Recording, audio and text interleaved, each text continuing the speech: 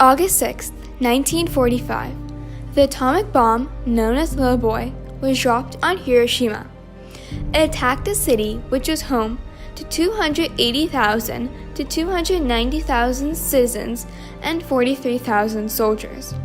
In the 4 months following the bomb, 90,000 to 160,000 died, and 237,000 were killed due to medical reasons. The Enola Gay, which was a B-29 bomber, dropped the bomb on Hiroshima. Navigator Theodore Van Kirk said that they had seen a clear city moments before, and now there was a huge mushroom looming over the city with fires raging. A 5th grade boy from Hiroshima said that he had a feeling that all the human beings on the face of the earth had been wiped out, and that the 5 of them, his family, were left behind in an uncanny world of the dead.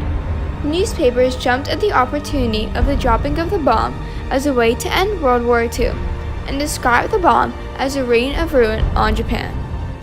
August 9, 1945. Another atomic bomb, codenamed Fat Man, was dropped on Nagasaki. By the end of 1945, the death toll was around 80,000 citizens. The decision to drop the bomb was made on August 7th to show Japan that the United States had an unlimited supply of the bomb and that they were not afraid to use it. Nagasaki was the secondary target for the bomb. The primary target was a city named Kokura. The crew that dropped the bomb described it as seeing smoke and fire everywhere. On August 14th, journalist George Weller was the first into Nagasaki, and he said it was a mysterious atomic illness that was killing people in Nagasaki when it was actually radiation sickness. His articles were not allowed to be published until 2005, as they were highly controversial at the time. The Manhattan Project was where the atomic bomb was tested and created in secret. The Red Lab staff were the scientists who helped create the atomic bomb and were the workers who were the most involved in the creation of the bomb. Albert Einstein was one of the lead scientists trying to create the bomb along with Oppenheimer. The secrecy of the Manhattan Project was taken very seriously by signs put up everywhere reminding people to tell no one of their work. After they accomplished and dropped the atomic bomb, Truman smiles on camera because he is positive that Japan will now surrender and World War II will officially be over. After the bomb, the world realized that atomic weapons were possible.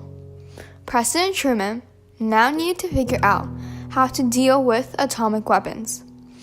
The Atomic Energy Commission took over the Manhattan Project and now led the research and formation of nuclear weapons. On August 29, 1949, Russia's first atomic test was successful. Truman issued an official statement, and all the newspapers told the citizens that Russia now also had atomic weapons. October 3, 1952, the United Kingdom's first atomic blast was successful, and they now have atomic weapons. The Union Jack newspaper in the United Kingdom told their citizens that they also now have atomic weapons.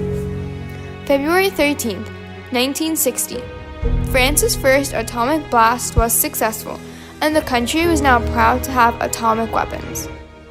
October 26, 1964, China now has atomic weapons and is the 5th country to have these weapons of mass destruction. July 1st, 1968, the Nuclear Non-Proliferation Treaty was signed by the United States, Russia, the United Kingdom, France, and China. Afterwards, the United States still continued to work with nuclear weapons and successfully made the hydrogen bomb. Even after the treaty was signed, many countries were still creating atomic weapons, such as India, who created an atomic weapon after the treaty was signed, but still signed it as every United Nations country who had atomic weapons had to sign it. Atomic weapons are still being developed in countries, but now there is a peaceful way to deal with them. And also, nuclear energy is being used in everyday life to help people. There are three major categories of the uses of nuclear power in current environment, I would say. The first one is clearly we learned how to control nuclear reaction because the bombs didn't have to explode on their way there, and when they were dropped, they were supposed to explode. And that was used in today's nuclear power. Although we have had accidents like Chernobyl in Russia or 3 Mile Island in US, for most part, nuclear power is really safe, environmentally friendly way to produce power.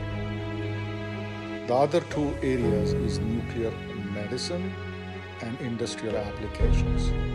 So the nuclear medicine, we use a lot of radioactive isotopes and other things to diagnose. The atomic bomb was a tragedy as it killed many innocent civilians.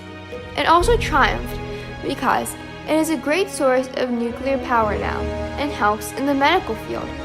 The atomic bomb was a tragedy as it took lives, but eventually emerged as a triumph.